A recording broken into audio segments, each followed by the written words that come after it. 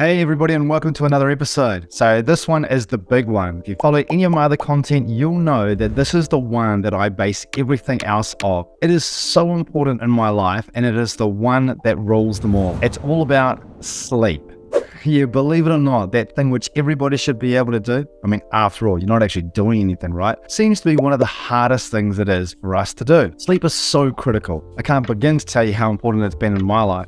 But I can also tell you how hard I've found it trying to get good sleep. You ever had those mornings where you wake up feeling like a zombie?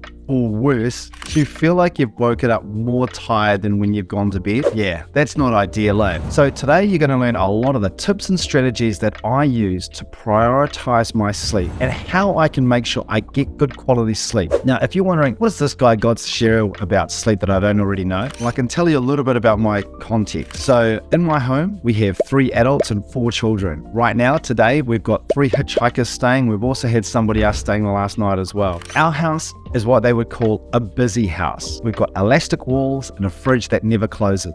In order for me to achieve the things that I'm achieving in life, I need to prioritize my sleep and I need to have good sleep hygiene. I'm going to talk all about that and more in today's episode. So once again, thanks for joining. I can't wait to share some of these tips with you.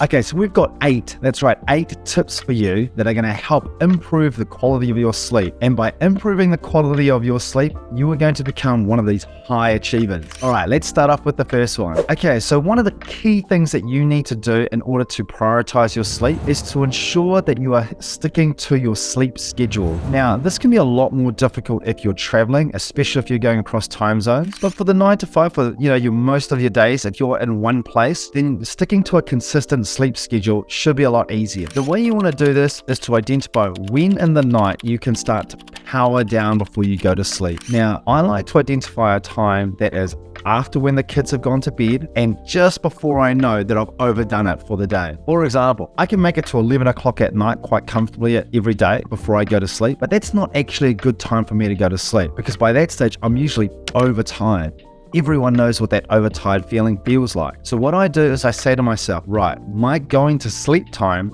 is going to be 9:30 at night. This gives me a little bit of wiggle room in case I go over that, but it also means that I'm starting to prepare for that point in time well in advance. So one of the key things that you can do to improve your sleep quality is to make sure that you have a consistent time that you've identified when you're going to go to sleep. Okay, another thing that you can do that is going to help you prioritize your sleep and help ensure you get better quality sleep is to have a routine before you go to bed. Now, in our home, we call it a wind down routine. Now, this applies to whether it's the adults or the children. What we do is we make sure that the activities that we're doing before we're going to go to sleep are winding down ones. Nothing that's going to hype up the brain. So for us, it could be simply folding the washing, putting the dishes away, or something. If it's a game that we're going to play with the kids, it might be something that we're just drawing dots. Draw dots together and then we draw lines to join up those dots. Sounds a bit odd, eh? But what we found is that that is a great way of spending good quality time with the kids, helping them wind down before their sleep. And sure enough, it helps us wind down as well. If you want a way to improve the quality of your sleep, make sure that you've got good sleep routine habits just before you're expecting to go to bed. All right, give that a try. Okay, another key component to ensuring you get a good quality sleep is to limit your screen time. Now, chances are you're probably watching this on your phone. At the risk of losing you right now, feel free to switch your phone off and prioritize your sleep. If, however, you're still staying around, great, I'll make sure it's worth your time. Making sure that you reduce the amount of screen time you have before you go to sleep is going to be an extremely effective way of getting good quality sleep. Now, our phones are a double-edged sword, right? They cut for us, but they also cut against us. When you're on your phone, particularly before bed, that is your brain basically being fed a lot of stimulation just before you're expecting it to power down. What I suggest is that you have a time before your actual sleep time where you say, after this point in the night, there's going to be no more technology. Now, once again, that is an incredibly powerful way of helping train your brain into having better quality sleep. Our phones are extremely addictive, right? I don't know about you, but I've lost count of the many times I've gone down a TikTok or Insta hole, meaning to look at one thing, and then an hour later, I'm still watching cat videos. Like, this is not good use of our time. Instead, what we've said is at least half an hour before I'm expecting to close my eyes before I go to sleep, there's no more device time, there's no more technology time. And that has made a massive difference in the quality of my sleep. It's also meant that during the night, I'm finding I'm not waking up with these really bizarre dreams as well. That is one of the keys that I think you're going to benefit from. Can't wait to hear how you go with it. But remember, reduce the amount of screen time before you go to sleep. Give that a try. Okay, here's one that's often overlooked, but it's actually quite important too. It's ensuring that the environment that you're going to sleep in is a comfortable one. Now, my wife likes to tease me because I've got this real innate ability to fall asleep wherever I am, whether it be on a chair, in an airplane, you name it. Call it a gift, what can I say?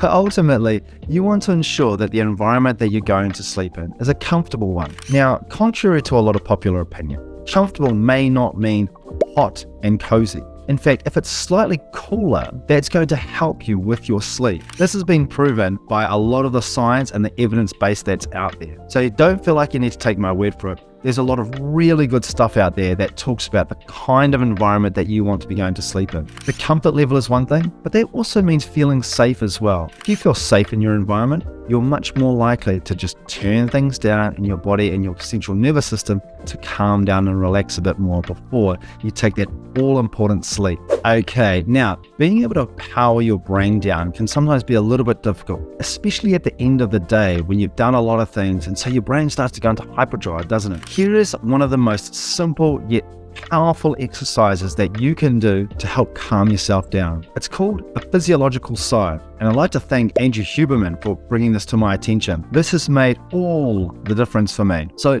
a physiological sigh is essentially 2 inhales through the nose and 1 out the mouth. Now, if you can't do it that way and you can't breathe through your nose, then in and out your mouth is just fine. But it looks like this.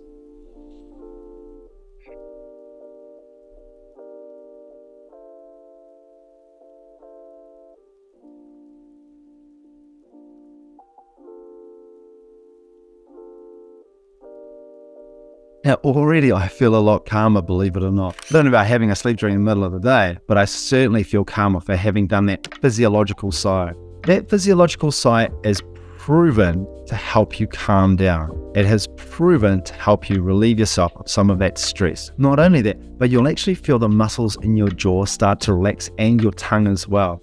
So if you were going to do some public speaking, it's yet another way you can use that sigh. Making sure you do your breath work or meditation is absolutely great. So there's a lot of ways that you can do that, whether that's through, once again, the Huberman sponsored, I feel like I'm sponsoring an ad from at the moment, the Huberman sponsored non-sleep deep rest protocols, which you can do throughout the day, or you can do that physiological sigh, or you can meditate. Whatever way works best for you, that's the way to try. Give that a go. See how you feel and make sure you're incorporating that meditation or breathwork as part of your sleep routine as well. Remember, our goal here is to wind down and depower ourselves from what can sometimes be hectic days. So give that physiological sigh a try, and if not, make sure you're trying something else to help you power down before you go to sleep. Okay, now this is one that really helps me and I know it helps others, and that's to make sure you're exercising regularly. Exercising regularly helps put your body in a state where you've burned off a lot of that excess energy that you find yourself going to bed with. If you've seen a 4-year-old child, it's no different. What we like to do with our kids is we take them out to the park after dinner to burn off some of that excess energy so that by the time they're going to bed, they're not just mentally tired, but they're physically tired as well. This is even more important for any of you out there that have jobs that are desk-based. If you've got an office or desk-based job, it is really important that you are finding opportunities to exercise regularly. Amongst all the other benefits that exercise brings, it does have that benefit to it, and that it allows you to feel a little bit more physically tired from your achievements throughout the day. Remember, exercising regularly is a key component of helping you to get better quality sleep. Okay, here's another way that you can help get better quality sleep. It's to seek professional help. Now, I encourage somebody to seek professional help after they've tried at least 2 of those examples that I've given, or 2 of those tips that I've given, and they've tried to do it for at least 14 days. Actually, I say 21 days. but you get the point. It's really important that you look at all your options that are available to you. Now, I went through a number of years really, where my sleep cycle was terrible. My sleep hygiene, was absolutely terrible. So I went to the doctor and I got put on sleeping pills for a short period of time. It was really just to overcome that hump that I was dealing with, that hurdle of trying to find a good sleep habit. Once I'd achieved that, then I looked at those other tips that I've already shared. And the big ones for me was setting a habit around bedtime and also making sure I reduce the screen time. Getting somebody to help you with your sleep is not a sign of weakness. Instead, it's a sign of strength that you can go and ask people for help when you need it. You might find that the advice or if they give you a medicine or a prescription, that it's not quite right for you, and that's absolutely fine. What you're looking for is where you're comfortable. And if asking for help is comfortable for you, great, get out there and do it. But once again, make sure you've tried at least 2 of those other tips that I've given first, because you will be amazed at the progress that you'll make. Okay, so if you're struggling to get a better sleep, well, here's some comfort. You're not the only one. It's something that is widely recognized as critical for us, yet it's one of those biggest challenges that people face. Making sure that you prioritize your sleep is super critical if you want to achieve more throughout the day. I've seen some great examples of the 1% athletes out there like LeBron James who prioritize their sleep, or business folk who prioritize their sleep and then revolve the rest of their day around that. Be one of those people by using the tips that I've shared, and don't feel like you need to use all of them to start with. In fact, if I was you, go back through this video again and find out what is the one that feels like it's going to be the easiest for you to start with, and start with that one. Give that a try for a few days, and once you feel comfortable that it's starting to bed in, then maybe bring in another one of those tips. You'll find in no time at all, your sleep hygiene will get much better, and the quality of sleep that you're getting after that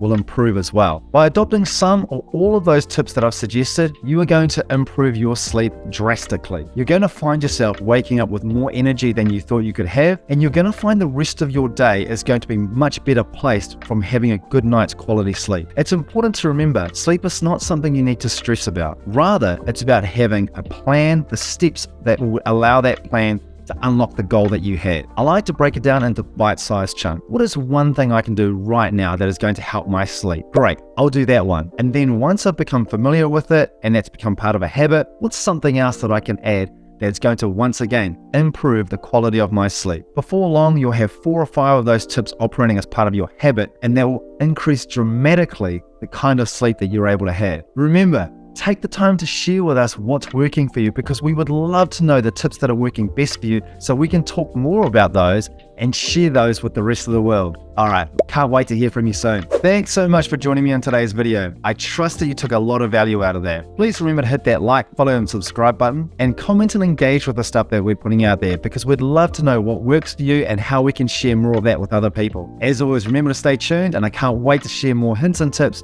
to help you live a life you love, so you love life more. Bye for now.